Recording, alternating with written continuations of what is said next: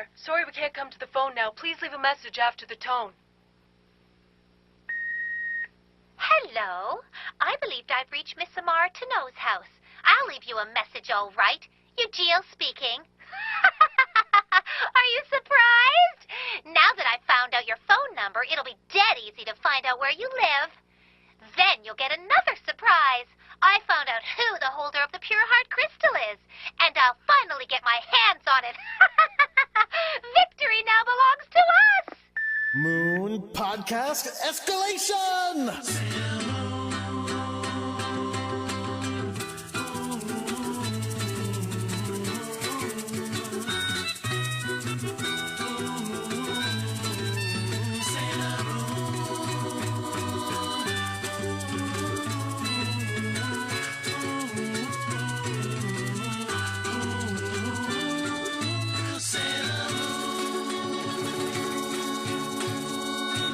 Hello, everyone. My name is Jordan D. White. My name is Chris Sims, and this is Sailor Business. It's the podcast where we sit down with a friend each and every week to watch an episode of the classic 1992 Sailor Moon anime and talk about just why it is that we love it so much. And I hope everybody's ready to just have a real good time. I hope everybody's just ready to have a fun, just really fun time with like these fun, wacky villains and these cool new heroes we've got as we watch episode 110 of Sailor Moon S, The Death of Uranus and Neptune, the Talisman Appears. There's a lot of fun in this episode, and especially with wacky villains. Is there? Yeah, oh yeah. Is there, though? I can't wait to talk about it. Okay, because, look, I'll be honest with you. It has been a couple of days since I watched this one, and all I remember is, like, slow-motion murder. Let's bring in our guest. All right, so to help us talk about this week's episode, we actually have someone that we are going to have a good time with, and that is our good friend, Cassidy Stone. Welcome back to the show, Cassidy. How are you? Oh, hey, guys. It is great to be back here again. Yay. Now, Cassidy, normally when we ask this, it's kind of a joke because it's only been about 5 minutes since our last recording, but it's actually been a couple days. So do you have any new Sailor Moon developments in your life over the past few days? I can honestly say that I haven't. It's a bummer. Oh, no. Yeah. You should have gone out and actively pursued Sailor Moon development so you'd have something to talk about. Should have gone out into the world and found the Sailor Moon for myself. Turns out the Sailor Moon was in my heart all along. Oh, well, that's a big development. Yeah. Now, Cassidy, one of the things that we didn't really talk about too much is that you are an artist. Yeah, I do that. Yeah, we talked about you coloring the Sailor Moon manga pages, but we didn't really talk about how you are yourself an artist. And that's something that we covered in your first couple of appearances on episode 61 and 62. But I was just wondering what you thought of, like, I really want to get into the designs that we've seen, because we are currently in the section of the show where it's just weird, sexy lady versions of inanimate objects. And I'm wondering, like, I need an artist's opinion on those. All right, well, in the context, they make a lot of sense that we got this lonely guy in his creepy dark basement. Of course he's going to make some sexy lady monsters. It's just common sense. Oh, that got real gross then all of a sudden. Sorry. But to be fair, I remember last week's episode, what was her name? Doorknobder. I actually did like her design a lot. I liked her shield with the door. I liked her creepy lockpick hand. That was pretty cool. I know we're going to get into some much, much weirder designs later here. I just feel like, I think your line of thinking makes a lot of sense. I just want to know how long you have to be down in that basement before you're looking at the doorknob and going, all right, let's give it a shot. Let's try and cram this door into my monster oven. I don't know. You would think like he would start off with like normal stuff that like this is going to make a real good sexy monster, obviously. And maybe like he hit that wall a lot sooner where he's like, fuck, I don't know what else is going to be sexy now. Doorknob, cool. Or a door. He started with a door and he's like, I guess I'll have to settle for just the doorknob. Well, that is what happened. But except that he wasn't resigned. He was very excited about this door. He was like, I got the perfect one.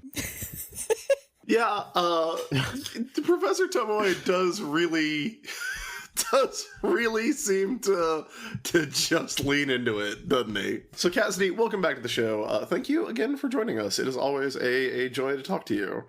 Oh, lovely. Thank you for letting me be here. Jordan, That's do me. we have any sailor business? Nope, I guess not.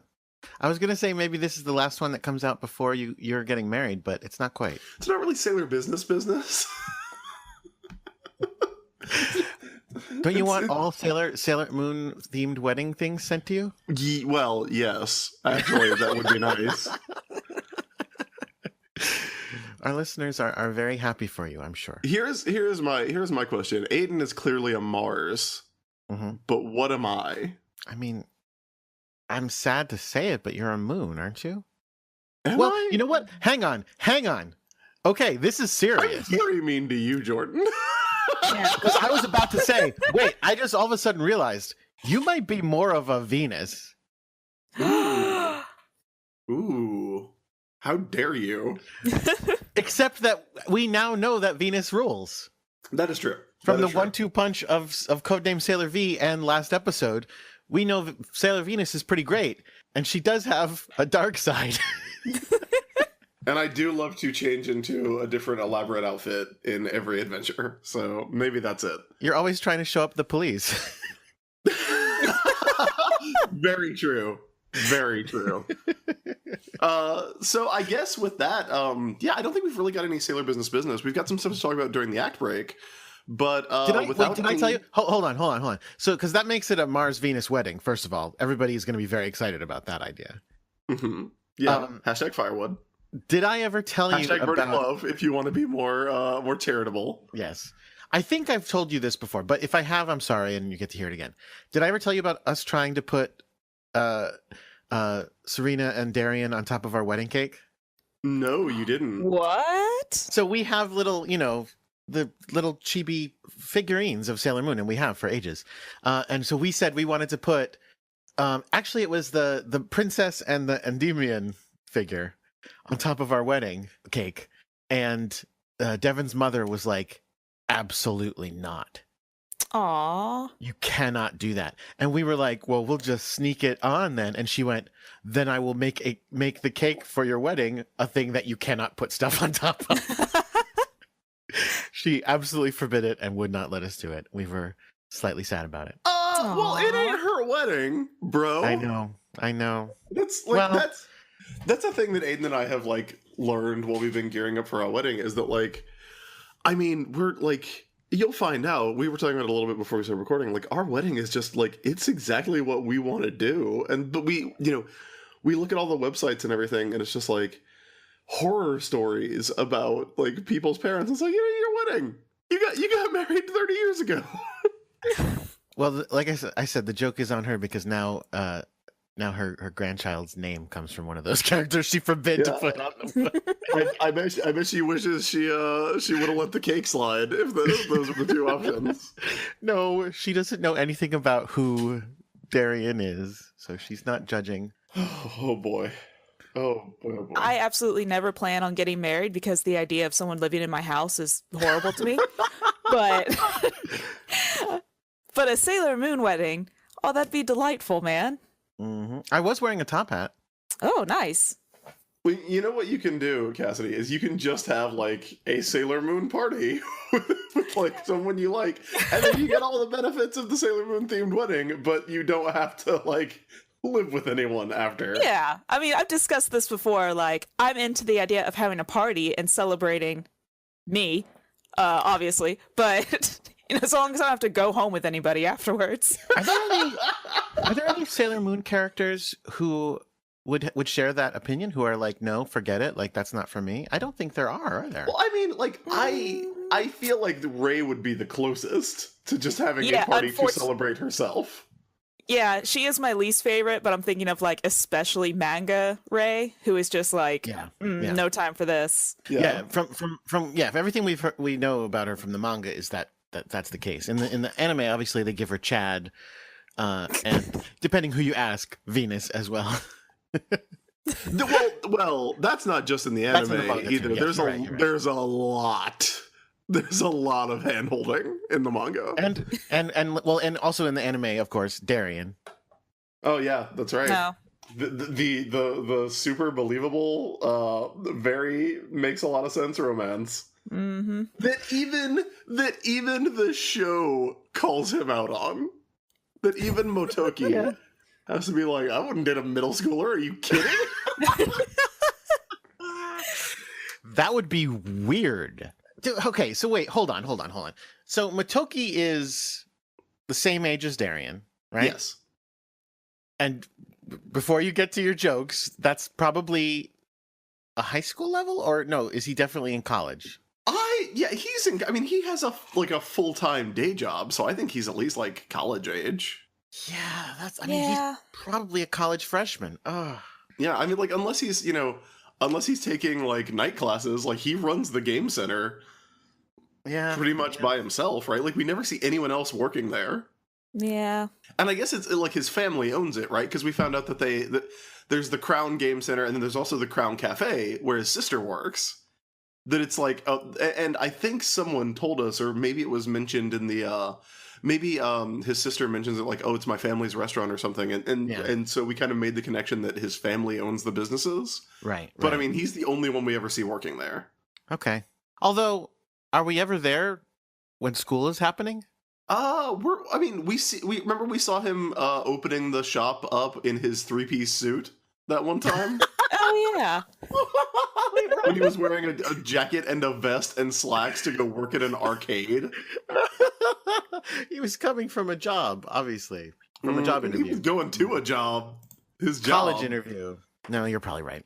All Okay. right. Well, all right. With we all cracked that, case. with all that squared away, let's go ahead and get to the episode, starting with the episode title.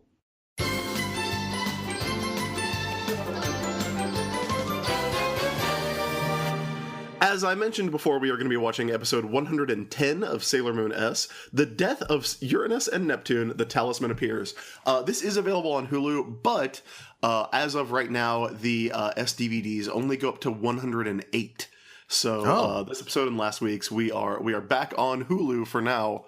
I think they'll be, if everything holds up with the schedule they've been keeping, those are going to be out soon. And also, I believe the Sailor Moon R movie, by the time you are hearing this, is probably out. I don't have my copy yet, but it's on the way from Viz. And you should get that. And if you haven't listened to our episode on the Sailor Moon R movie, go listen to it. That thing is rad as hell. Yeah, I want to get it. But yes, The Death of Uranus and Neptune, The Talisman Appears. Jordan, did our friends at Cloverway think that was an okay title, or did they want to go in and give it their own? No, yeah, they typically don't go with the super spoiler titles, oddly enough. So they could give it a different title. Yeah, I mean, again, you're not going to get it. That's so mean. No, it's not because you're not smart. It's because it's not clever or interesting. It's like, yeah, sure, that fits, but it's boring and dumb. Okay, give me a hint. Like, what aspect of the episode does it relate to? Like, I mean, that's part of why it's so lame. It's like a very broad view of what happens in the episode, like on a spiritual level. Okay, now I'm even more confused than I was before. Okay, I mean, it's probably pretty hard to make an entertaining pun over this episode. Oh, let's try. What would we call it if we were going to pun this up? Let's see. Messed up Messiah. Well, that wouldn't work because they don't call the person the Messiah, as we will discuss later in the episode. Oh, okay. Let's see. Is it called Kill Your Gaze? Oh, wow. No. Or I guess what's the name of the trope? Is it Bury Your Gaze? I think it might be. Wow, that's I've never heard of that. Is that it's a TV trope thing? There's like lesbians especially have a tendency to get killed in fiction, like so they have a tragic love story. Oh. All right. Well, here's what it's called. It's called Destiny's Arrival. Okay. All right, well. You see, like, it's like, how are you going to guess that? It's things happen. That is what it means. Great. No, I mean, look, I feel like that's a perfectly fine title for this episode. It's just, the death of Uranus and Neptune, the talisman appears. That's what happens. They should have called it Talismania. That would have been more fitting for their usual. I would have respected that. Before we get to like what happens in the episode itself, I love episodes like this that are like super fucking dramatic. And so like the teaser at the start of the episode is, full of these dramatic moments, like Haruka shoving Usagi down and like Yuji all like on top of Haruka with the giant gun, but they're still doing the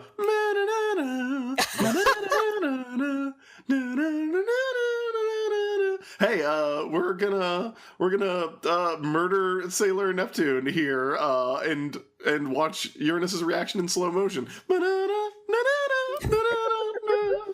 Like it is a thing I genuinely love about this weird ass television show. Wasn't there like one time where they didn't do it, where they used like a dramatic song? Yeah, they used one time. They used the what was it? The Dark Kingdom music once. And I think it was for the second part of the season finale of season 1. Okay, so obviously you need several Sailor Scouts to die to warrant serious music. Yeah. More than 2. Yeah. 2 is not enough. Literally everyone to die. Like you need it's got to be at least 3, probably 4. Yep. It's more than 2, and when you hit 4, you get it. But for right now, nobody's dying. For right now, Sailor Neptune, aka Michiru Kaio, is laying on her poolside, comfy lounging chair, just like listening to a seashell, a giant conch shell. So 2 things about that shot. First of all, it's another. This is at least the second or third, possibly more, time that we have done a slow pan up her body in a bathing suit. They really love doing that for her. Second of all, I actually started the episode going, wait, who's that? And Devin was like, it's Michiru. What are you talking about? And I'm like, well, she has purple hair. Like, the one thing that makes me know it's her is her green hair. And she does not have it in this shot. Yeah, the lighting is like really weird. Mm-hmm. No, Cassidy, you have purple hair. Yes. Oh. When you saw this, were you like, is that me? Yeah, I got real confused for a minute because I thought I would have remembered this from the 90s, when I was like 4. But no, of course not. Yeah, she's listening to, because, again, isn't that the tides of Neptune will always sound when there's justice unserved. I don't know. I'm making that up. Oh, Yeah, I think justice unserved is a little too far even for this show's curious use of language, Jordan. But yeah, she's just listening to the That's from when Michiru Michiru was Scourge in Marvel Comics. That one, they practically are, right? I mean, this is like a introduction of Punisher in a Spider-Man comic. Like, basically, they're the Punisher to Sailor Moon Spider-Man. Yeah, sure. So yeah, she's just dreaming of beachy things, seagulls and water and like the fucking Joy Division album cover. And then eventually, like, Haruka shows up. And Haruka is also weirdly lit by whatever stylistic choice this is. So Haruka looks also like she has purple hair. And they are having a conversation because Michiru has had one of her prophetic dreams that shit is about to get real. Okay, I do want to point out something Haruka says when Michiru's daydreaming, because it's going to come up again later, and it broke my heart. Because Haruka tells Michiru, you can't go into your own world like that where I can't follow. And that's going to come back later, and it's going to really hurt. Yeah. Nicely That's done. good stuff, though. That's really good stuff. This episode is a weird, dark shift, but it's good. It's also very, very well done, but it does not line up with the feeling that we have been having for the past few episodes. Uranus is basically like, yeah, I feel it too. There's definitely going to be a talisman today. Today is Talisman Day, for sure. which is how the episode kicks off.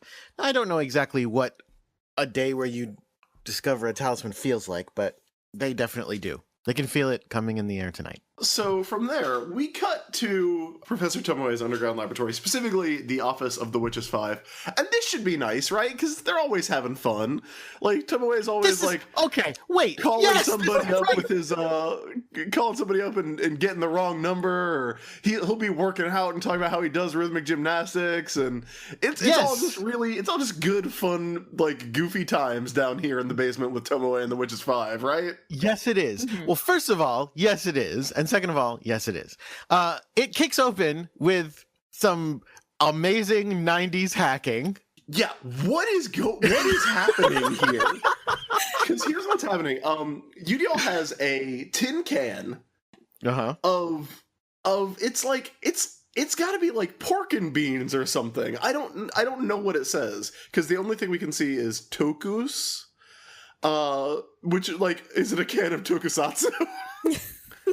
But it's got like sausages on it, and she's putting like a pack of AA batteries in there, and there's wires coming out of it that are connected to a 5-inch floppy disk.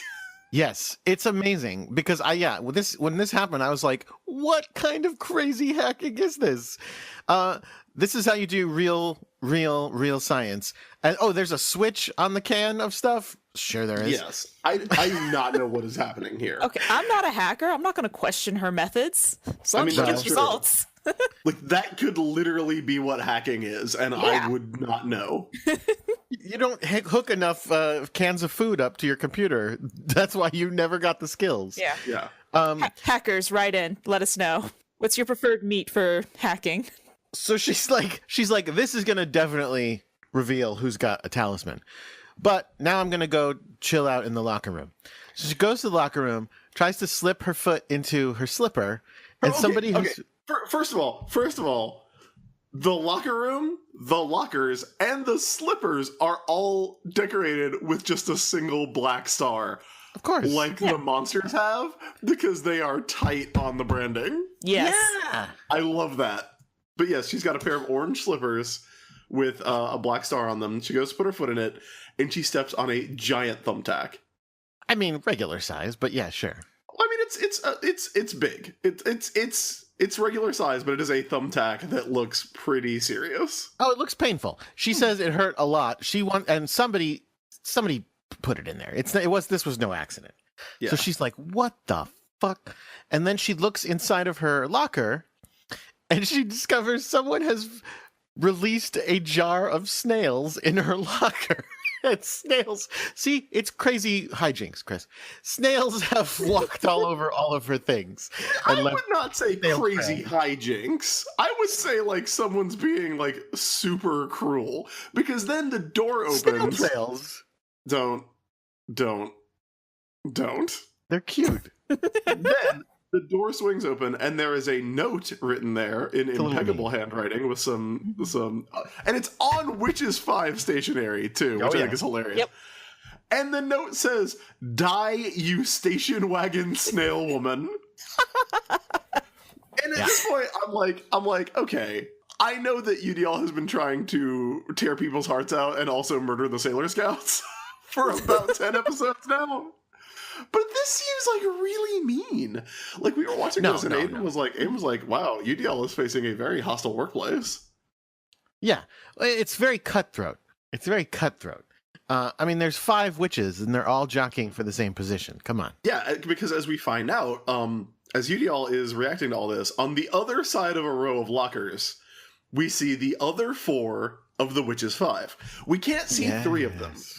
No, not yet. They are in shadow, so all we see is like lab coats and hairstyles. But we do see, what is her name? Mimete? Mimette. Yeah, Mimette. We see Mimette, and they're having this conversation like, Wait, you know what? That's funny. I never thought that maybe it would be Mimete because it's Japanese. I just immediately went completely French on it and called her Mimette. They do pronounce it Mimette in the show. I just could not remember the first. Okay. So we see Mimette, and she's like, is UDL failing again? Is she wasting another diamond? Yeah, she sucks and is terrible, and I hate her.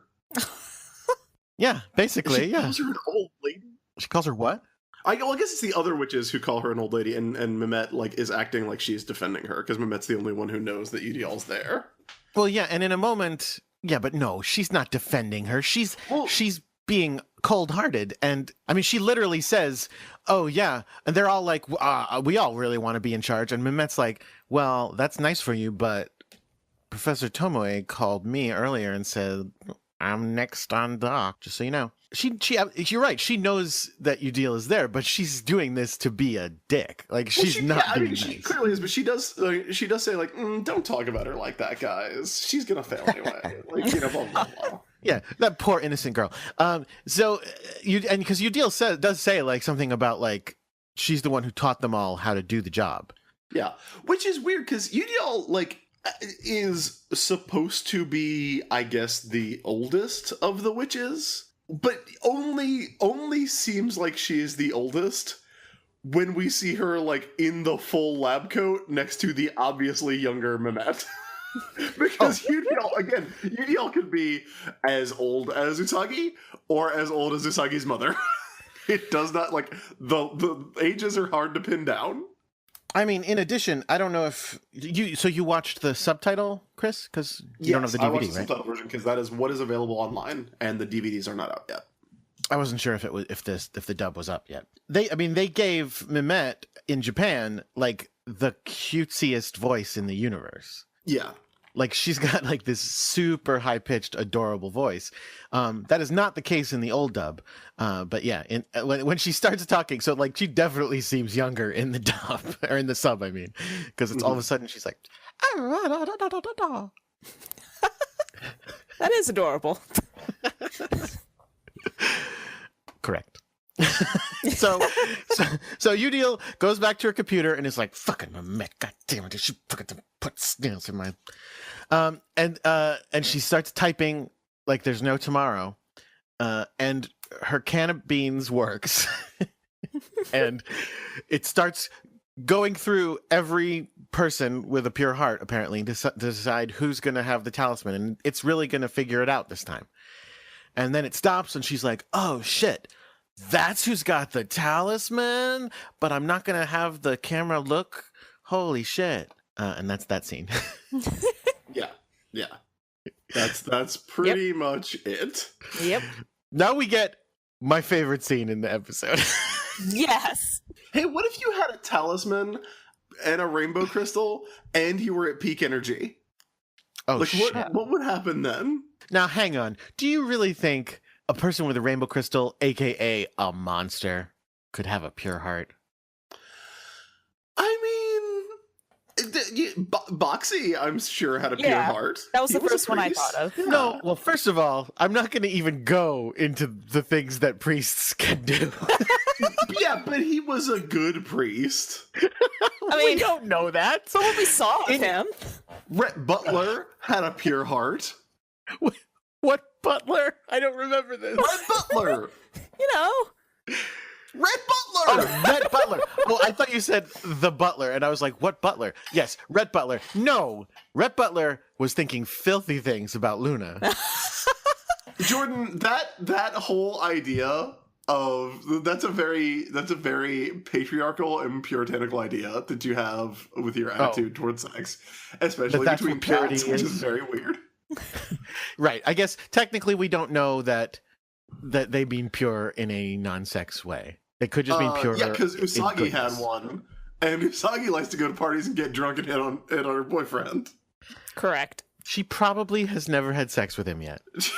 That's weird because they have a kid. In the future, that's thousands of years from now. God You damn said it. that, but All right. So, All right, cut back to Haruka. Haruka is sitting in her window being sad. Or I mean, I don't know why she's sad. she's brooding. And I was at first I was like, I don't know why she's sad, but I'm realizing it's because she's going, I know I'm going to kill someone today. Yeah. Yeah. Today I'm going to murder someone. It's murder day. Whew, it's a big day. And it's a So- very dramatic scene. So, Yes. like, the rain's coming down, Haruka's, like, sitting at the window, everything's dark. So we're about to get something that's, like, really dramatic. Like, Right. they're really, like, laying it on that Right. we're about to get something intense. which is when the phone rings on the combination fax machine phone answering machine. This is very 1994. Yes, very 1994. And their answering machine message goes off. She's screening. And I want to say, like, I love that it's Michiru's voice on the answering machine, because of course Haruka's just gonna be like, I don't need messages. Like, they'll either call back or they won't. Well, I'll tell you, on the original dub, it is Amara's voice, not Michelle's. And Amara did not even come close to trying to disguise her Canadian accent. She's very sorry that they're not there to pick up the phone. Sorry, we're not home right now. And guess who's calling? It's Udil. Calling to go, hey, I know your secret identities now, fuckers. So I can call you whatever I want. Which is amazing. Because nobody ever does that. Like, also, the show was obviously like, okay, well, she found out who everyone was, so now all the witches 5 know? And somebody had to be like, no, because she doesn't tell them, because they all hate each other. So that's Right. clearly why we had to see the workplace environment being so hostile. Yes. But it's weird that she doesn't tell Professor Tomoe. But I guess she, like, as long as she has that information, she is not replaceable. Didn't that happen with Jedi? No, The Jedi tried to tell. And they were like, And fuck then you. Queen Beryl was like, I want to hear it. Eternal sleep. Go be a wise man. Then later, fuck. Should have listened. No, he's not wise man. Jedi is 100% wise man. Just heads up on that. So Udil's like, good to talk to you. Oh, guess what? I know where the talismans are. I'm gonna go steal it. Victory is and then gets cut off by the end of the answering machine. So she calls back. The phone rings again. The message plays again. And she's like, your machine is too short. I didn't get to say everything I was going to say, but I've got lots more to say. And presumably this is where she tells her where to meet them, and then et cetera, et cetera. And I love it because she's like they stage it so well because it's a long message that she's obviously like, it's such a sinister like speech that she gives. Because, she starts with, hello, it's always been a pleasure running into you so often. Yes. This is Udil. Are you surprised? And so, like, there's, like, a whole long thing that gets cut off. So, like, I love the idea of Udil, like, sitting at that computer, like, opening Notepad and, like, writing out what she's gonna say and then getting really mad when she gets cut off.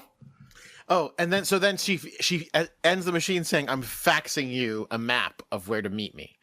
And so then the fax machine does come in handy. Things we do not see anymore today. And it's clearly like a hand-drawn map that she was like, oh, I gotta make sure these guys get to the right place. Draw this real quick. Before MapQuest. Okay, now here's another thing I want to talk about this scene. During the second message, Michiru comes back up in her bathing suit. I want to talk about this place that they live.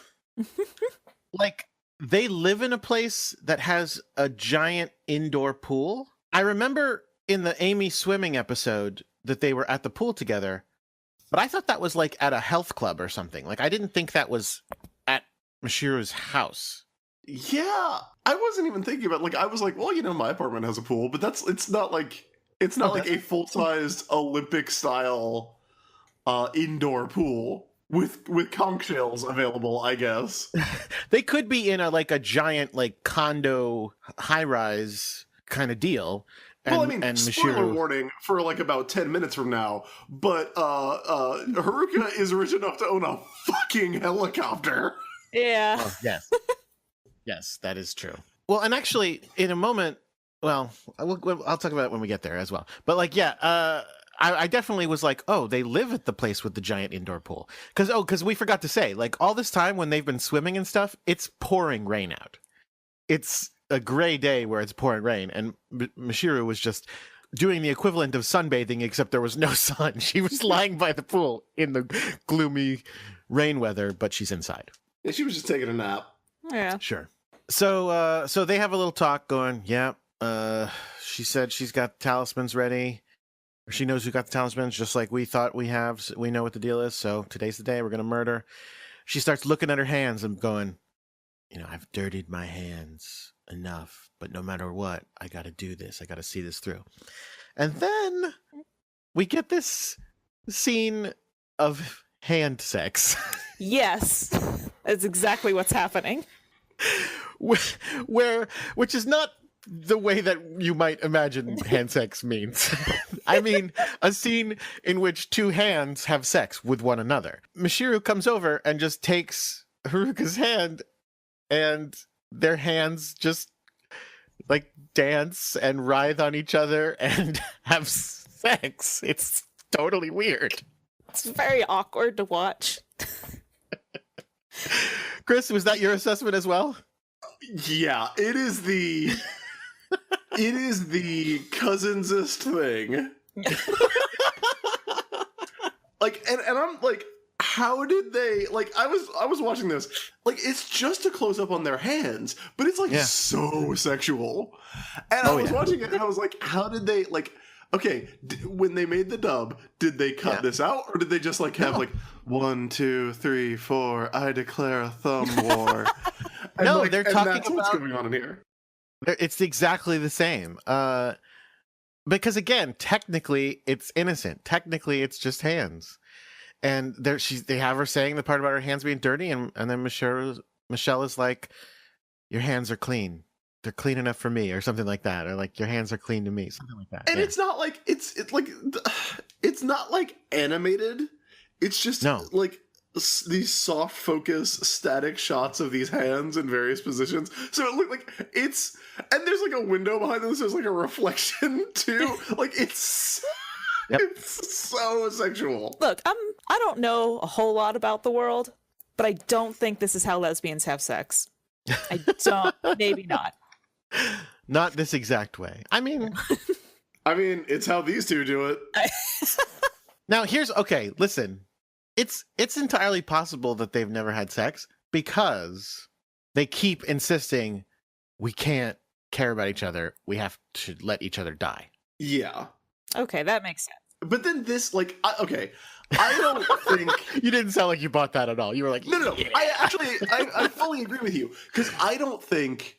we've talked to people, and we've talked about how, like, Michiru and Haruka aren't, like, actually a couple yet. And that's borne out in the show. Because, like, Haruka's always like, we gotta focus on the mission. We gotta focus on the mission. And they're, like, clearly, like, together all the time. Yeah, And there's clearly they a live tension together. between them. They live together. But, like, up until this point where Michiru is, like, tenderly holding Haruka's hand and, like, leans in and goes, I love your hands. That's it. Like, now they are, like I don't know what else they do before they go meet Usagi at the aquarium. But they are a couple now. Okay. You don't know if it stops at hands. All right. Good to know. I'm just like, whatever, like, they are a couple now. I think I don't know if that's meant to be like a reveal to the audience as well, but I think it's definitely meant to be a moment for their characters. Sure. Yeah. That if they were not, they are now romantically involved. They are in love with each other.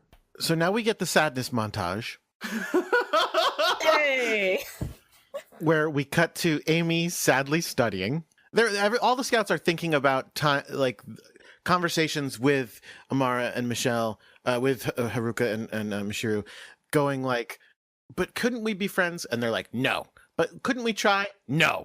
They're actually thinking, not to get hung up on technicalities, Jordan, but they're actually thinking about conversations between with Sailor Neptune and Sailor Uranus, because this is them dealing with the idea that they just found out their secret identities. Yes.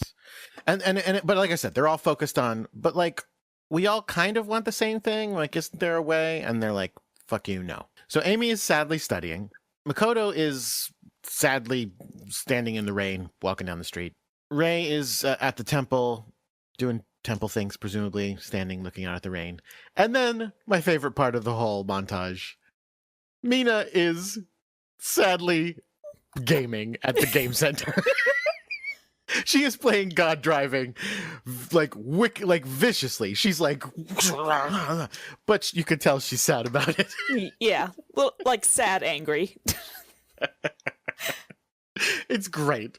And then finally, we cut to Usagi lying backwards in her bed, being very unhappy that two people she thought were her friends and saw rose petals whenever she saw them are actually willing to kill. Then cut to Sammy shows up and says, you gotta call Meatball Head. Some stupid girl named Amara is calling. What? And then we cut to Chibi and Darien going, what? Amara called, but they're Sailor Neptune and Uranus. This is really a bad thing. And then Chibi's like, I don't know, maybe it is. It's nice to see Shingo showing up for the first time. Yeah. Shingo, it's been a long time. Now, here's the thing, though. While Chibiusa and Mamoru are talking, and it's been a while since we've done this, but heads up, we do use the dub names and the original names pretty interchangeably, and I'm sorry if that's confusing. That's my fault. Yeah, because Jordan, you're off on something about Sammy and Sammy and Rini. You called them Chibi and Darien a second ago. Well, that's fine. I mean, I feel like for people my age, this is perfectly natural because we grew up with the dub, and then when we got older and got to watch the sub and all that goodness. So this makes total sense. You understand. I'm just gonna start calling them by their first draft Deke names. Blue. When they were Victoria and Blue and whatever the other ones were called. So Sarah, here's my I think was one of them. here's my theory about this this Rini scene. Rini has always known that that's who they are, right? Rini is just yeah. You think she would, but like Rini never interacts with them. Like all the Rini episodes, right? Like does Rini? I think she does. I think she sees them. The T episode, they're in a lot together. Oh, that's right. That's right. They're in the T episode. Yeah. But I would think that Rini would be like, "Hey, it's Auntie Amara and Auntie Michelle." Well, here's my question. In the future, in Neo Crystal Tokyo, do they go by anything other than their sailor names? Like, is Ami ever called Ami Mizuno, or is Ami just Mercury? Like, permanently? Huh. Well, here's what the reason I would say she probably still has a name is because in the Moon Kingdom they called her Princess Serenity. They didn't call her Sailor Moon. They called her Princess Serenity. She was not Sailor Moon. Queen Serenity would have been Sailor Moon, but she was queen. Wait, hang on. So they had to address her by her title. No. That's not right. Princess Serenity was Sailor Moon because it wouldn't have been Queen Serenity fighting side by side with a bunch of teenage girls. No, like, oh wait, are you talking about the Moon Kingdom? Yes. Silver Millennium. Mm-hmm. Right. Yeah, no, like we have talked about this and we've gotten people talking to us about this.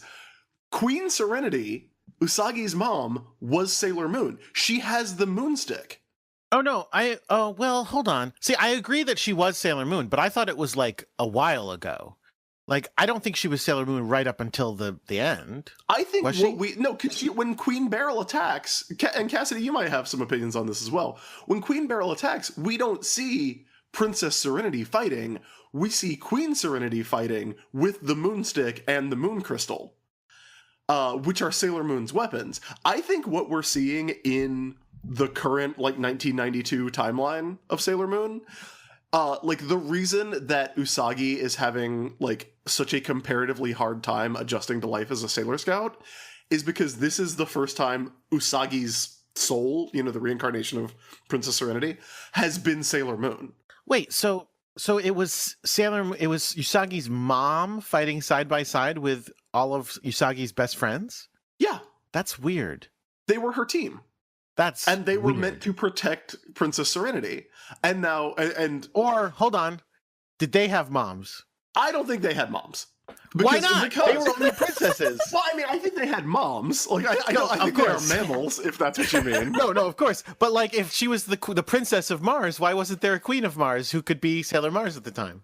Because I think they were, whatever their moms were, I think they were the Sailor Senshi, the Sailor Guardians of that time.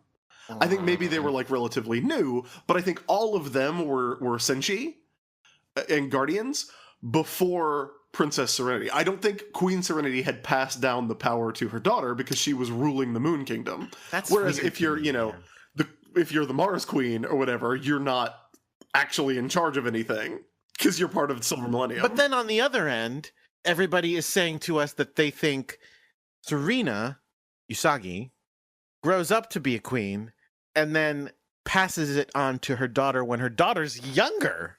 yeah, So she's not Sailor Moon anymore. Her daughter's Sailor Moon. but she sends her back in time to train. Yeah, well, that doesn't mean anything. That's Well, not- no, because like as Princess Serenity, she was never trained. She had to learn on the fly from fucking cats. Well, yeah, of course. I'm So just saying, I think it makes sense that she would be like, well, one day I'm going to have to pass down my power, even though we're all apparently immortal. I don't know how. Look, it's confusing, but like, I think that's why she sends her back in time to train, as opposed to like we've had a lot of questions about like why doesn't she just train her in the future? Sure. Because she's not Sailor Moon anymore. And I think that's the reason is because she knows that like this is the best time to learn to be a Sailor Scout because she was like trained in this, like essentially trained herself in this time. Well, then And- plus also she knows that she trains her. She was like, Yeah, I remember well, doing it. She essentially trained herself / was trained by the other scouts at this time. Because this is, the first season is all about her learning to become Sailor Moon. Sure. Cassidy, do you have any thoughts on this? My head hurts. Actually, it took me a long time while you were talking, but what you said makes sense. And the only thing I have is that I think Usagi sent Chibiusa back because she's Usagi and was like, train a kid? That sounds like a job for past me. Well, I think that's also a part of it.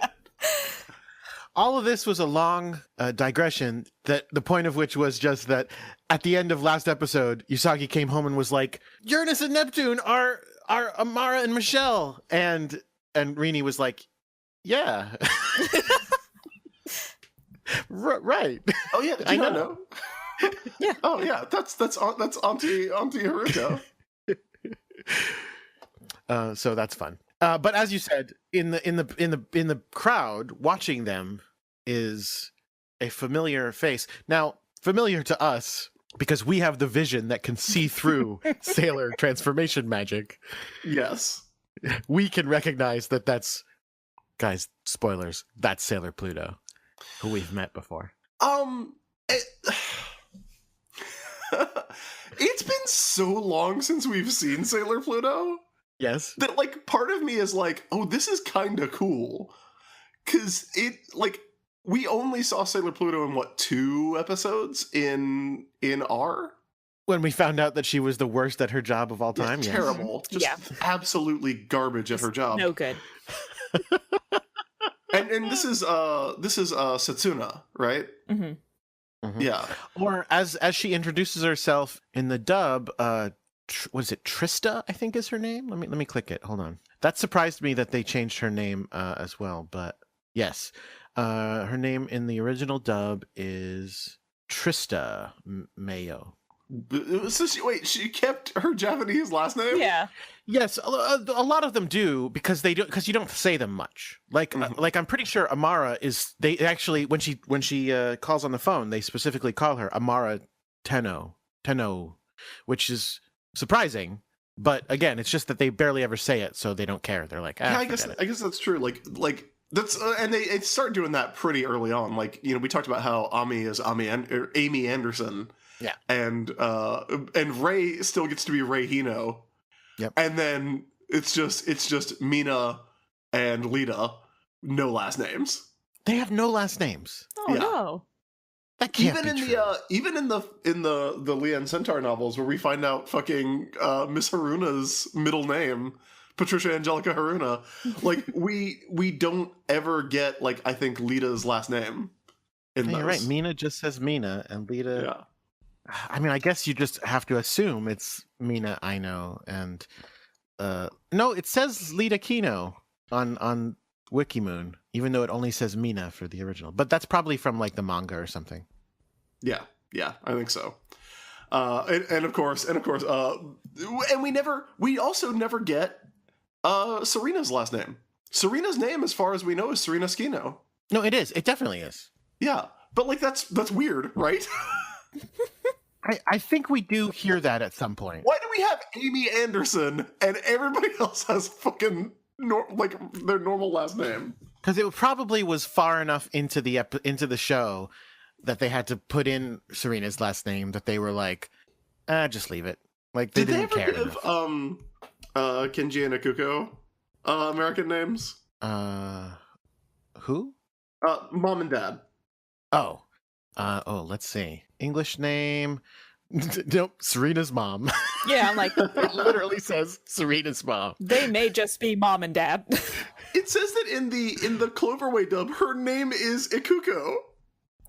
So Ikuko and Kenji Tsukino had 2 children, and they decided to name them Sammy and Serena. Sure, man. Why not? Okay. Why not? Yeah.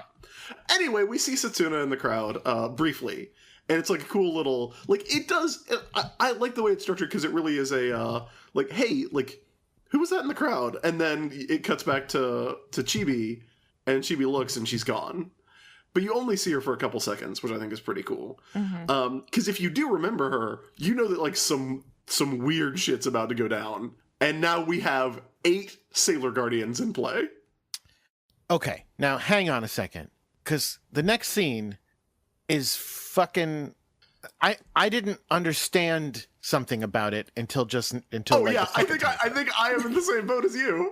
Are you talking about how there's an aquarium on the 50th floor of a high-rise building? Yeah. Oh, I understood that it was on the high rise, but this is their house again. This is the building they live in. They have too much money. Like, there is literally a giant aquarium on the 50th floor of the building they live in. It is completely covered. Like, the room you're in has a glass ceiling with fish swimming in it. Yeah. And let's not forget, again, spoiler for a moment from now, but there's going to be a door that opens from this aquarium to the launch pad of the helipad. I absolutely love the idea of Michiru and Haruka talking to an architect. Like, this aquarium's really important, okay? But even more important, I'm going to need a door here. It needs to go out to a launch pad large enough for a helicopter. So that the fact that there's a door to the helipad in the aquarium makes me really think this is not a condo complex that has an aquarium. This is their aquarium. Yeah, no, I feel like this is... Okay, you talk about Tuxedo Mask being like Batman. Fucking Yes. Haruka's like Batman. Haruka's got that Bruce Wayne money. Mm-hmm. Except that the only difference being if she lost her parents, she does not give a shit. Yeah, that is correct. We don't know. Okay. Look. What is the first thing, chronologically in flashback? What's the first thing we see Haruka doing? Running track. Yeah, racing. In Dark Knight Returns. Yeah. What's the first thing we see Bruce Wayne doing? Yes, Chris, how long can Batman go without dramatically talking or brooding or thinking about his parents? Because we would have heard about it by now. We've seen her brooding twice in this episode already. Yes, but not Yeah. about that. She's Whereas Darian does think about his dead parents. Yeah, plenty. once every 30 episodes. Who gives a shit about Darian's That's parents? more than she does. I mean, that's true. Darian gave up the search for his memories of his parents pretty early. All right, we're gonna. I want you to go to at Sailor Business right now, Jordan. Okay, I'm going. I want you to put up a poll on Twitter. Who is more like Batman? Memoru Chiba, aka Darian Shields, or Haruka Tenno? Okay. And we will see what the results are. Okay, I'm gonna get my phone out so I can vote immediately. Yeah, same. And keep in mind, one of them owns multiple cars, multiple motorcycles, and a helicopter. I'm thinking about. I'm going over the psychology of this in my head, over what people are going to say and do. Because on the one hand, I think the instinct that people will have to spite you will be strong, and on the other, Yeah, generally speaking, that is the case. and on the other hand, though, I do think people will like the idea of. I mean, because Haruka's pretty badass, so I do think they will like the idea of going like, "Fuck you! This woman is a badass Batman." 3 votes. Yep. 100% for Haruka Tenno so far. That's nothing. Relax. There's plenty of time. Well, first of all, I haven't voted yet, so let me. Oh, You can't vote. It's your poll. Well, first of all, it's not. It's your poll. You literally told me to do it. Second of all, I'm voting as me, Crackshot, and I'm retweeting it. Okay, so in a very Batman-esque move, Haruka is like, I don't want you interfering with what we're about to do, and grabs the transformation brooch and pulls it off of Usagi's outfit. this is great. I love this. Well, 'cause first they tell her, "Oh, you're gonna die." Then they transform, and then she grabs the transformation brooch and like knocks her down. Yeah. And is like, if you come to this, you will die. So I am taking away your ability to turn into Sailor Moon. Yeah, it was that easy to get the silver crystal from Usagi. No one's tried this in like however many seasons we've had of villains. Just walk up to this kid, take her brooch, and push her over. You're done. Somebody She's did. 4'11". What's she gonna do? I feel like one time a villain took it away from her, didn't they? Yeah, I think we've seen her lose it before, but I don't think we've ever seen anybody just walk up and take it. Yeah. No. Maybe Esmeralda. Did Esmeralda pull it off of her? Oh, maybe. Here is my question. And this is not like I'm not like trying to be crass or dirty or anything. Well, I guess they take it from her before they transform. We're gonna see that Uranus, Haruka, keeps the transformation brooch in what pocket? Great question. Yep. I have no answer for this. She keeps it in the pocket dimension where Sailor Moon keeps her moonstick. Because I know. It's just like funny. It's very funny. I mean, You're Haruka, she does not have a particularly well endowed bosom, No. which would be where I would normally secretly keep a transformation brooch. So I don't really have an answer for that. I don't know where she's keeping it. So then they strike poses. The wall behind them slides open to reveal a helicopter, and then they get their usual like watercolor Dutch angle walkaway to a helicopter. Now- which is on. So but there's no pilot because it would be Right, crazy Yeah. for them to be like, "Hey, Steve, we just need you to like keep the chopper idling out there. Sailors Uranus and Neptune are going to come out, and then they're going to need you to fly them." So obviously Haruka's flying the helicopter herself, which means she just left the keys in that motherfucker. Yeah. Yeah. Because it is on. It is on. She planned this dramatic exit real far in advance. Yes. Yeah, it's just been, and who knows how long they were waiting for Usagi. So it's just been burning fuel. Global warming is on them. Oh, so this is where they talk about the Messiah. And I did mention they don't call it the Messiah. What they call the Messiah in the original dub, was the Ambassador of Good. Oh, Okay. Jesus. Only the Ambassador of Good can use the Purity Chalice. Okay. Do you think it was just like 4:53 on a Friday afternoon and they realized they hadn't figured out what they were going to call the Messiah? Yeah. Do you think somebody was like writing down options on the whiteboard and accidentally wrote one in Sharpie so it couldn't be erased, and so that's what it was? Because how do I you think not it's- do a second draft after Ambassador of Good? I think it's pretty funny how, and I get it, but it's one of those things where in Japan, they're just like, yeah, let's throw in all this Christian stuff. Like, that's just a cultural thing we can throw in there. Mhm. Like, as we probably do with all Japanese things that we don't know anything about. Yeah, Jordan, I refer you to the film Ninja 3, The Domination. Well, I want to know about that. But I'm just saying, then they had to bring it to America and they were like, we can't keep all this Christian shit in here. What are we going to do? And they just make up a bunch of dumbass names. What happens in Ninja 3? Just, you know, like many movies of the 80s about ninjas, it's just all about how good white people are at ninjutsu. But at least in Ninja 3, it is a lady who gets possessed by the spirit of a ninja and then has to fight a ninja because only a ninja can kill a ninja, as we all know. Right. Gotcha. But it does have an opening scene where a ninja attacks someone on a golf course and ends up jumping on a helicopter, putting a shuriken between their toes and kicking around the door to throw the shuriken with their foot into the pilot's face. Ninja 3: The Domination is amazing. Wow.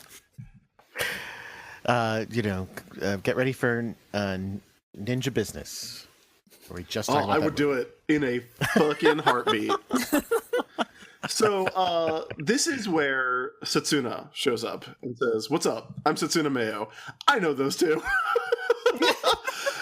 And I am really like, again, I am the one of the two of us, you and I, Jordan. Cassidy, I don't know about you, but I'm assuming you're more familiar with this era of Sailor Moon than I am. Is this Setsuna from the future, or is this Setsuna in the present? I don't know the difference because, again, I've never finished the manga. So everything I know about Pluto comes from either A, the anime that we're watching right now, or B, our listeners telling me more information. I feel like in the show, we don't really get a lot of good info on that. What is the difference between Pluto from the present and Pluto from the future? When is she from originally? How does she become a Sailor Scout? We don't get any of that information in here.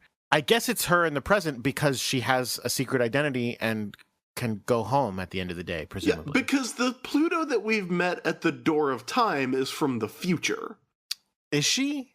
Yeah, because she got assigned that duty by Neo Queen Serenity. Okay, so if that's true, then that means this Pluto has never met the Sailor Scouts before.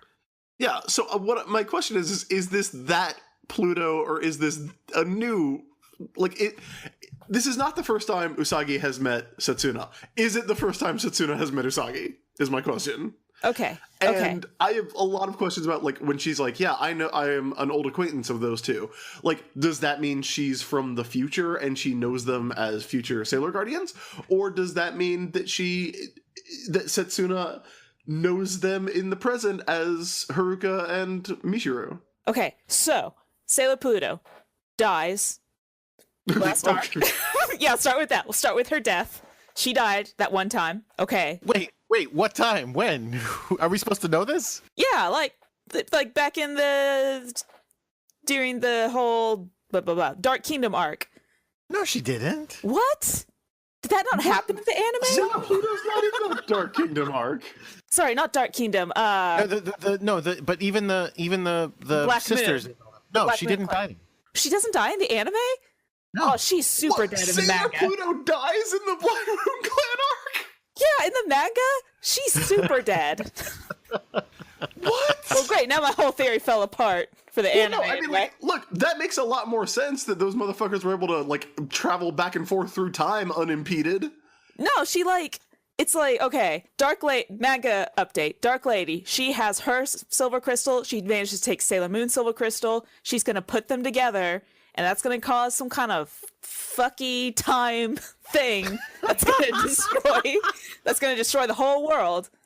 And then Sailor Pluto shows up and stops time, except for the Sailor Scouts, they're still moving through time, and is like, hey, I'm not allowed to stop time. If I do, I'll die, but I know I have to save the world. So she does this, and she dies, and then Amazing. Black Lady is able to turn into Sailor Chibi Moon, and she's all excited, and she tells Setsuna, or Sailor Pluto, look, I'm Sailor Chibi Moon, but it's too late. Sailor Pluto's dead. It's very sad. Wow. No, that doesn't happen in the cartoon. Dang.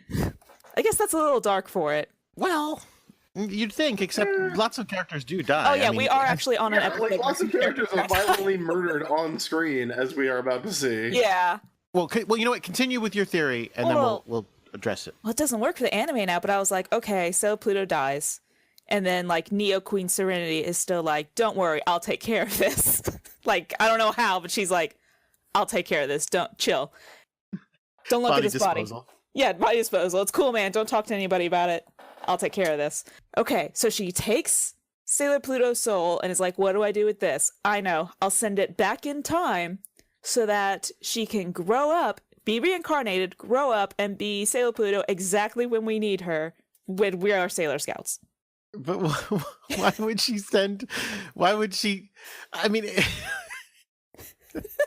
why would she need to send her back in time? If she's in the present, there must already be a her back in time growing up. I feel like even for Sailor Moon, that is needlessly complicated. That's what the beauty of it. Of course, his doggy would be like, "What's the simple solution to this?" Nah, I'm gonna do the really complex solution. Honestly, I think they are so bad at thinking about time travel and planning time travel. I think that they don't know that there's a difference. Like they're probably just like, what do you mean past Pluto or future Pluto? It's just Pluto. That's just the Pluto that is. Like I don't think they Yeah. thought about it at all. I hate time travel, guys. The I question hate will time be travel on this show. it's not thought out. The It's question not will be good. whether she knows Chibi, and it looks like she knows Chibi because it looked like she was just peeping on Chibi, right? Yeah. Or maybe she was peeping on Mamoru. Because as we know, that's what got her. That's what got her sent to the time door forever. Yeah. She's like, "Did I go? Am I? Is that guy's a fine looking fox? What was he wearing? I forget what he was wearing. I'm sure he was wearing some gear that was really hooked up. Mhm. Probably his green jacket and his black turtleneck. Yeah. No, he wasn't wearing that. I know he wasn't wearing that, but I am also not going to go back and look because it is time for our act break. An email that says e-commerce development mobile apps for your organization and business at affordable cost. Are you interested in mobile apps development or any? Oh wait, no. I think this is the first spam email I've gotten at the Sailor Business address. So Oh. thanks, Or whoever. it's from Jedi. Or it's from Jedi. Yeah. It doesn't say humans are really into SEO these days. Oh, So, okay. all right, so that's it for the act break. Let's get back to the episode. Here we go.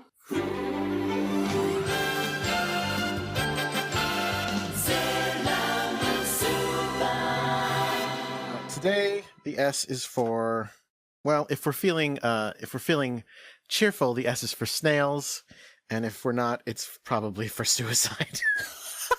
Jeez. Spoiler. So, Haruka and Michiru, with Sailor Neptune and Sailor Uranus, have gone to Marine Cathedral. You know, that giant Gothic cathedral with stars instead of crosses that exists in the middle of the ocean? Yeah, it's on a oil drilling platform. Yeah. It's La Sagrada Familia on an oil drilling platform. See, now I'm confused why she had to write a map for them to find it. Yeah, This and is the the map, OG. if you go back and look at the scene with the fucking facts of the map, it's got, like, mountains and roads Yeah. on it. Not whatever this is. Those are all waves. You misread it. How dare you? Anyway. So no, it literally is a giant cathedral. A cathedral. And they're not like, what the fuck is this? They're like, Marine Cathedral. Like, yeah, this is a thing we all know about. Yeah. Which is gonna get somebody just built this, you know? yeah, which is gonna get even more fucked up because it's the murder world of cathedrals. It is a death church. I don't know who built this. I don't know if this is like Tomoe built this, if The Witches 5 built it, if this is just like some new construction project. Because it is buck wild. This whole situation. This is another Jedi project. Yeah, did Maxfield Stanton try to fund this before he died? What is happening? Yes. I fully believe Maxfield Stanton tried to form his own church. Oh. Tomoe found it and was like, well, no one's using this. Make it into I a gotta say, death church. This thing looks like it was constructed by somebody who was at peak energy. And so they go in, and you know how at churches there's a million pictures of Cupid? Yeah, right. Right. Yeah. Well, here's the thing. This is a cathedral, but it is in no way, like we talked about like the use of Christian iconography in this show. This is in no way anything even remotely resembling Christian iconography. Nope. Because it's like I said, it's all decorated with stars instead of crosses. So it looks like a cathedral devoted to Sailor Moon. Yeah. Which I would attend, I think. Yeah. But like, yeah, there's a bunch of what are these frescoes? What are these? Sure, yeah. Hmm. That makes Cupid. sense.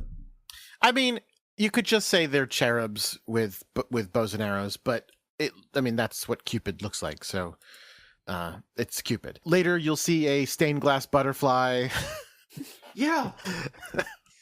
a giant organ.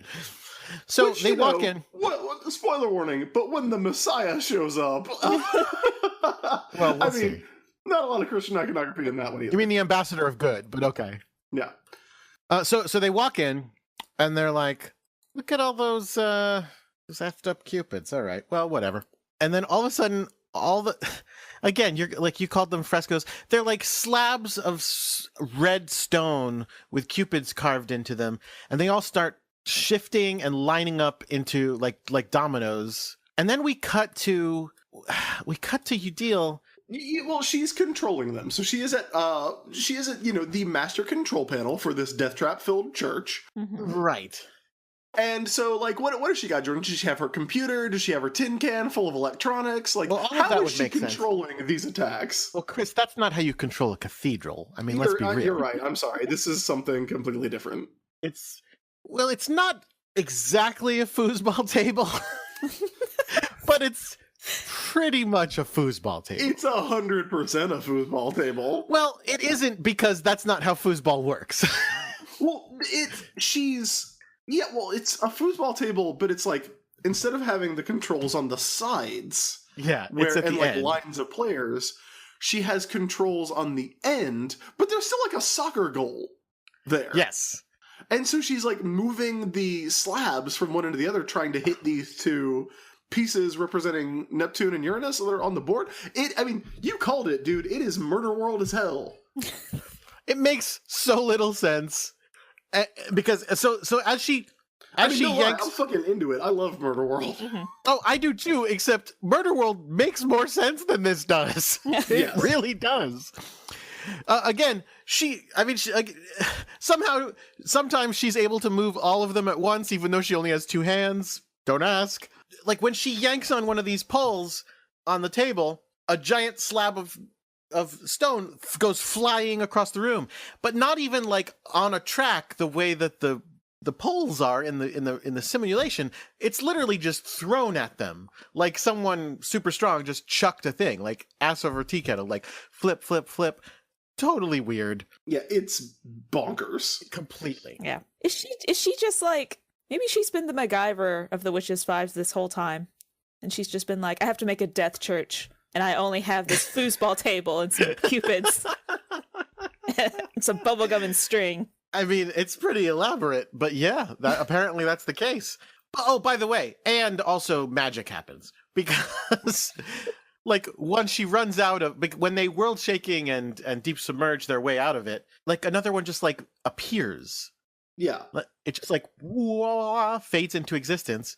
It's going to kill. It's going to slam into Uranus.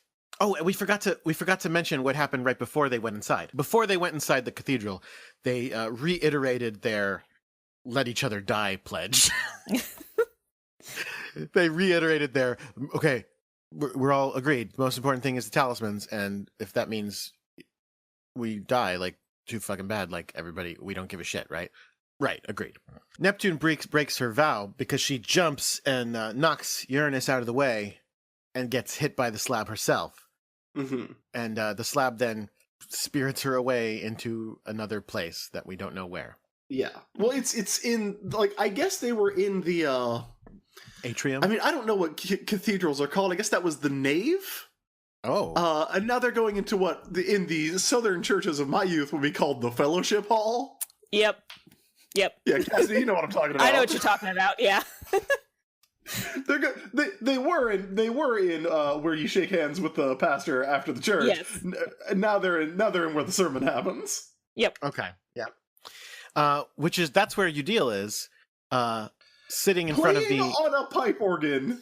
Well, And we are going to find out that she is only miming yes. the pipe organ while she has a boombox play like the music next to her, which is It's toccata and one fugue. of the more amazing touches. I love her. She's fun. We have fun here. She is very extra, and I love her. There's no reason for her to be pretending to play the organ. She just got caught up in the Phantom of the Opera moment of it all and thought this will be fun. Well, it could happen Well, to yeah, when any you of us. have a 40-foot tall organ, Yeah. It's huge. yeah, why not? Why not? So- Why not roll with it? Udil announces over the intercom of this church. So, great. I caught Neptune. Guess what? She's the one with the talisman, asshole. So get ready. I'm going to tear her heart out. So Uranus starts running. She walks into the hall and she sees Mishiru is on one of those slabs, but like all like kind of it has like bound her to the slab, but like it's grown as tentacles. though she has been baked into it. Like she's almost like frozen in carbonite, but Halfway. like halfway. Yeah, it's very weird. Like none of this stuff Super makes sense. The whole thing is crazy. Like the wall has tentacles now. Oh, by the way, in addition, so you mentioned that this is the church hall where the sermon would be given.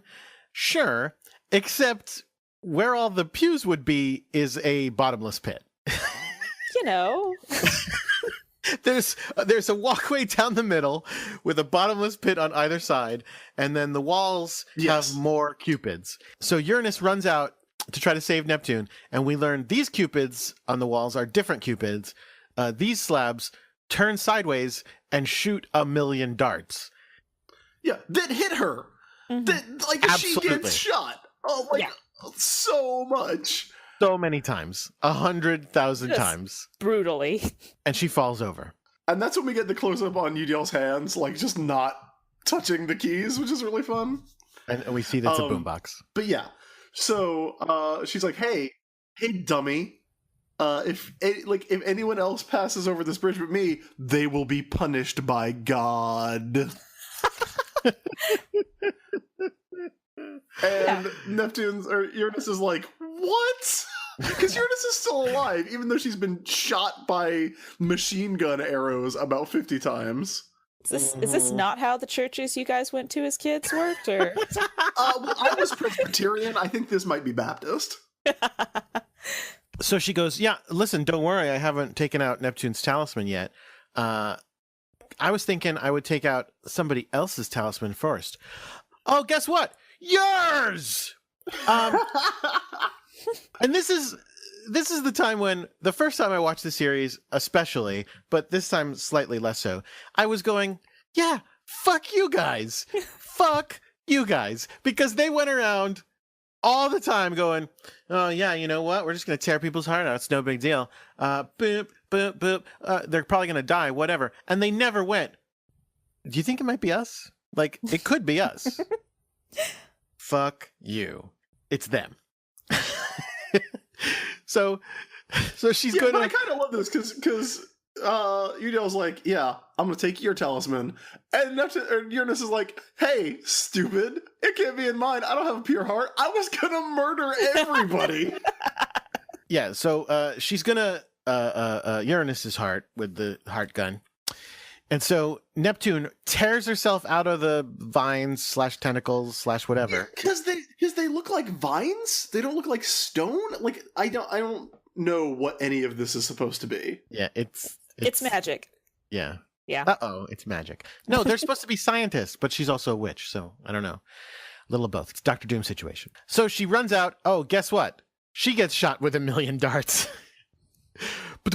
And like, listen, we can't emphasize enough how violent the animation of them getting shot is. It's like a red and black silhouette, but it's like just them like it's they're being shot Yeah. by a lot of things. It's so herky jerky because it's like a quick succession of images. It's not animated style, but like a quick succession of still images, but really fast. And their bodies are like jerking all over the place as they get fucking blown away. Yes. Mhm. Except that then when we see it cut to them, there are no darts, there is no blood, there is no injury. Yeah. They're just like, ow, it Their hurts. outfits aren't even torn up. No, not even a little. Which when we see them getting shot, it's like we see like stuff coming off of them. Mm-hmm. They knew. Listen, this is probably them going, again, spoiler, a character is about to commit suicide. Let's tone it back a little. Let's not have them all bleed all over the place. But like Yeah. the scenes of them getting shot, like, we see fucking exit wounds. It's bananas. Yeah. So does that stop Neptune? No, it doesn't. So let's have another round of shots. Yeah.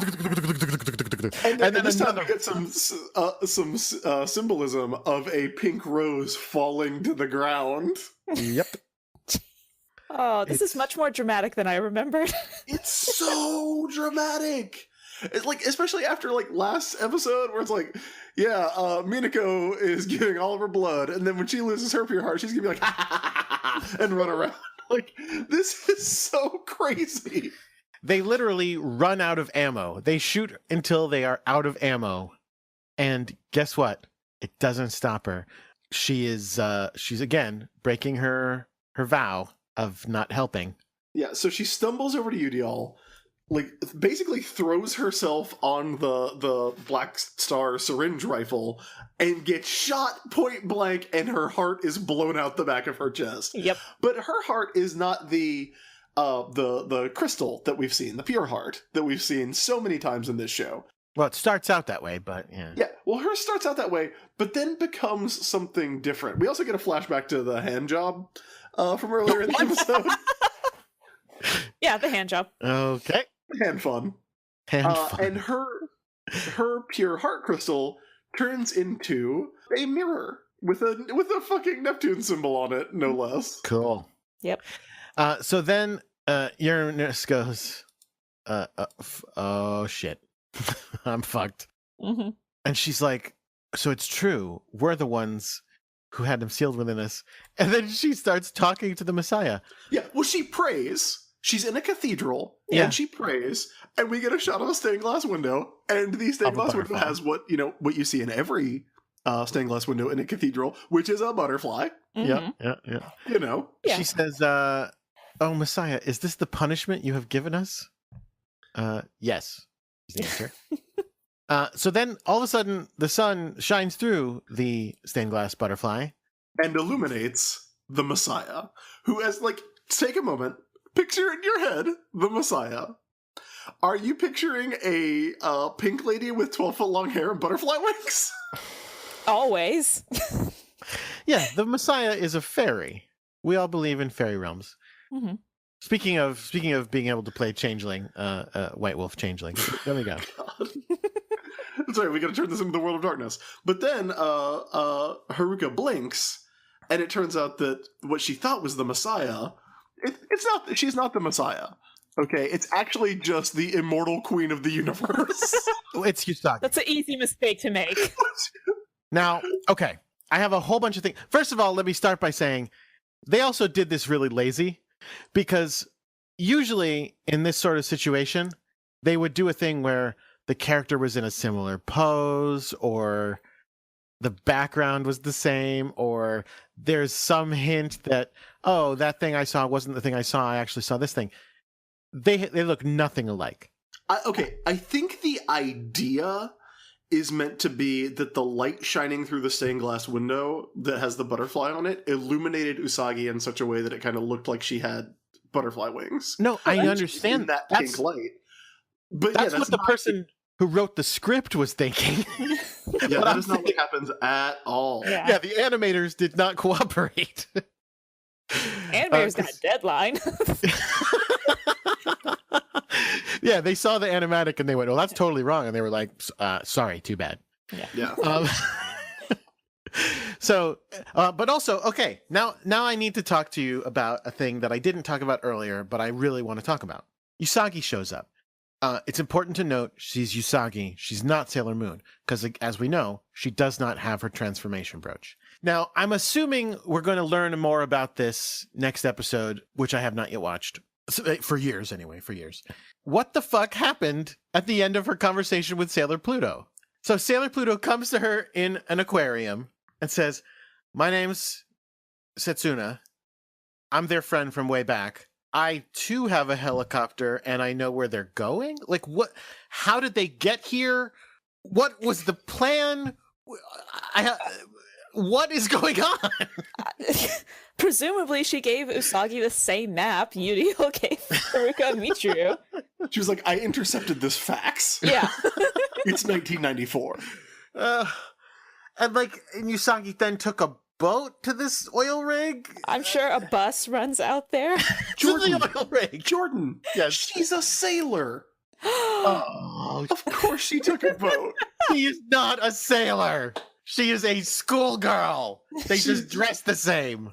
She can use we had an off-screen use of the Lunapen. Yeah, that is actually. I did talk about that with Devin. I not to use it, but I was like, oh, now she's powerless. Well, except the transformation pen, which she will Maybe never use again. She was like, transform me into a super cute helicopter pilot. Could she say transform me into Sailor Moon? I think if she did, she would look like when Venus was dressed as Sailor Moon. Yeah. The Party City Sailor Moon. Yeah. That we love so much. So at any rate, Wait, but yeah, she's here's here. what I love about this episode. Usagi, keep in mind, Uranus still has her transformation brooch. Right. Which, by the way, means that if UDL knew that, UDL could get the silver crystal.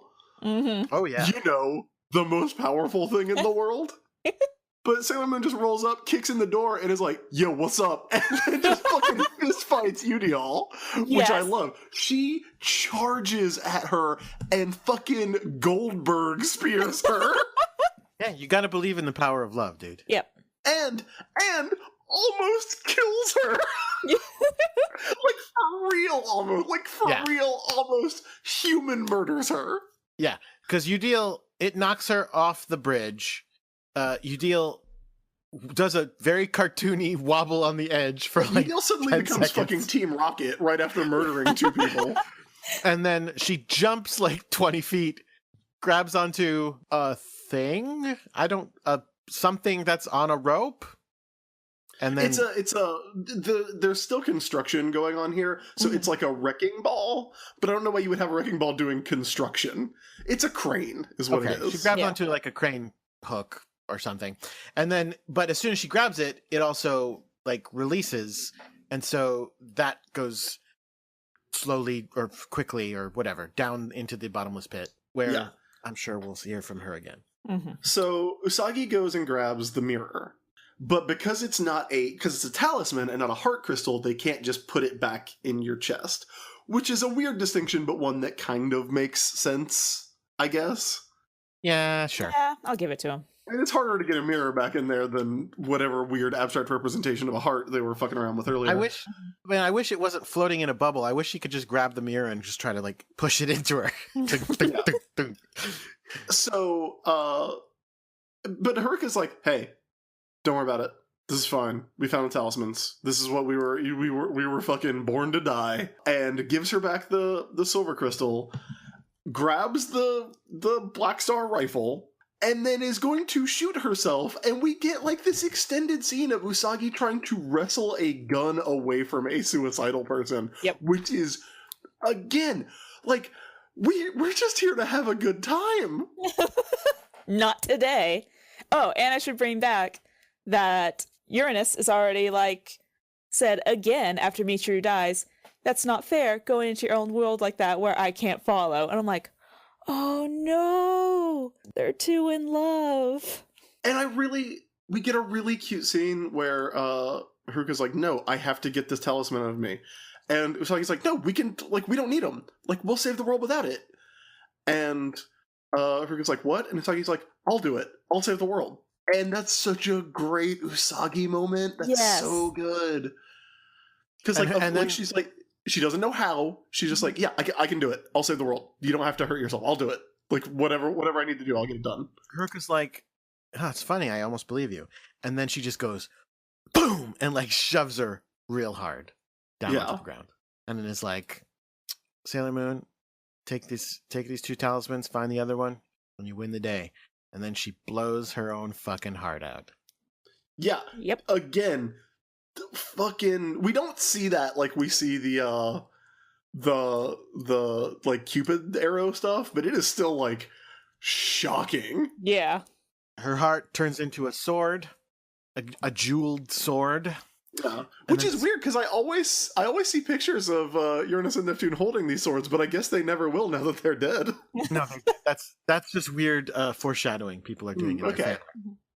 And then the scouts run in. Too late, assholes. Yeah, well, where were they? What vote did they take? And then Pluto is in the background behind them, still not dressed as Sailor Pluto, still dressed in her casual clothes. No, her Yeah. civilian clothes, actually. They're not casual. They're Sailor very Pluto formal. doesn't show up. Setsuna Meo shows up. Right. And then the episode ends. Yeah. Oh, that is okay. an episode. That's another episode where Sailor Moon doesn't transform. But I wouldn't say, statistic takers, that she was unhelpful. Yeah, that was the most helpful body She was slam. very- Yeah, she did almost murder someone with her hands. Yeah. Here's before we get into the sort of wrap up of the show. Here is my theory. Okay. Now that because I honestly I did not know that the talismans were going to be in their hearts, which in retrospect is super fucking obvious. But I didn't know that, like, because again I also knew those were the talismans. But I didn't put that together. So I guess my theory now, because I did put together who Sailor Saturn is, so I guess I think that Sailor Saturn has the third talisman when we finally meet her, which I assume is impending, because we have 8 out of the 9, right? Like, now that Setsuna's here. Yeah. Okay, so so nobody tell me, but that is my current working theory. Oh, So that brings us to the end of the episode, and as always, I feel like we learned a lot. It's time to talk about what we learned from the episode. It's time for Sailor Business Says, and Cassidy, we will start with you. What did you learn from this episode? oh, what didn't I learn? I think the most important thing I learned is that the simple plan is the best. You want the silver crystal? You just go up to the girl and just rip it out of her shirt or whatever and be like, "It's mine now, bitch." Push her over. Yeah, maybe don't wear the most powerful artifact in the world That on too, your yeah. shirt, like On the other loosely side. into your bow. Jordan, what did you learn? I learned the secret to hacking, which was pretty impressive. Yeah. More tin cans of food. That setup is so amazing. They should sell a prop replica of that. Yes. I would. Well, I think we know what next year's pin is going to be. No.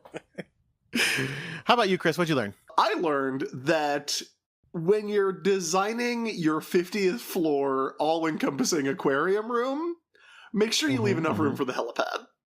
Yeah. Oh Yeah. gosh, yeah. Yeah. So yeah, that is episode 110, The Death of Uranus and Neptune, the Talisman Appears. I really liked this one. I thought there was a lot of good stuff in this one, like genuinely good emotional writing, like a lot of like really cool symbolism. Like the stuff with the hands, as like overtly sexual as it was, it reminded me a lot of like the anime equivalent of the Jim Steranko Nick Fury sex scene that everybody always talks about. You know the one? Oh yeah, with the Yeah. phone off the hook. Except then they had to get rid of that part. Yeah, the phone off the hook and the jacket over the chair and the close-ups, and like it's very like, it's not quite as artful as that, but it is like a good moment of like symbolism you can show on television of these two characters and their relationship. Like the "don't go into a place where I can't follow" is like really sweet and cute and well done. And Usagi just being like, "I'm not Sailor Moon, but fuck it," like, like let's fucking rumble. Again, that's something that I like. And there is a trope in fiction that gets me every time, and that's like when a character doesn't have their superpowers or doesn't have their thing, but they're still like gonna stand up and fight the villain. Like that is dope as hell. I love that every time. It happens in Tokusatsu a lot too. But yeah, like some really good stuff. Cassidy, your final thoughts on the episode? Yeah, this is an extremely well-written episode. Like, it's just a great highlight on Uranus and Neptune's relationship, which is heartbreaking. And I absolutely love this episode, just everything about it. I love a good downer story. So one where everyone dies in the end's pretty good. And we did get one shot with my favorite character, Sailor Chibi Moon. So not a total loss. That's true. Yeah, we're gonna have to bring you back to talk about some more chibi-focused stuff as we go I was forward. probably the only person who was disappointed to realize Chibi-sodes were not actually about Chibi-Usa. Well, at least you can take heart in the fact that while we had a real problem with Chibi-Usa, at least one of us fucking loves Chibi Moon. Yep. Jordan, any final thoughts on the app? Yeah, it was really great. I give Neptune and Uranus a lot of guff for being dicks because they're dicks. But this was a really good one, and I'm glad I saw it. Do you think it softens their character at all that they are willing to do to themselves the thing they were willing to do to everyone else? Good question. Because you know, Haruka has once Michiru is gone, Haruka has no hesitation. Like I think if it was a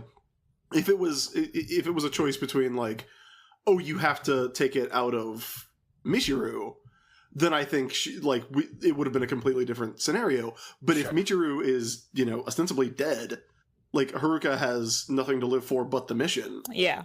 So why not, I mean, honestly, the the first time I saw this episode, I was so mad at them that I wasn't being very generous, and I was kind of like, serves you right, rather than it's softening it. But yeah, no, I think that makes sense. I mean, it does help that they are willing to do that. That said, they should really just trust Sailor Moon when she says there's a better way, because guess what? There's a better way. Yep. Yeah, so that does it, everybody. We are going to be back next week with another episode, but before we get out of here, Cassidy, where can everybody find you if they want to see your art or talk to you about Sailor Moon? Oh, yeah. Well, I can always be found on Twitter at CassidyStone1. That's a number 1. And there you'll find art, me talking about stuff, and all that goodness.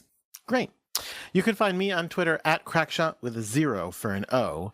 You could find our producer, Jake Mason, at JJ_Mason. He's got a bunch of other podcasts that he works on, like The Morphin Grid and The Cool Kids Table and Pokemon World Tour and Pokemon World Tour United. Chris, what about you?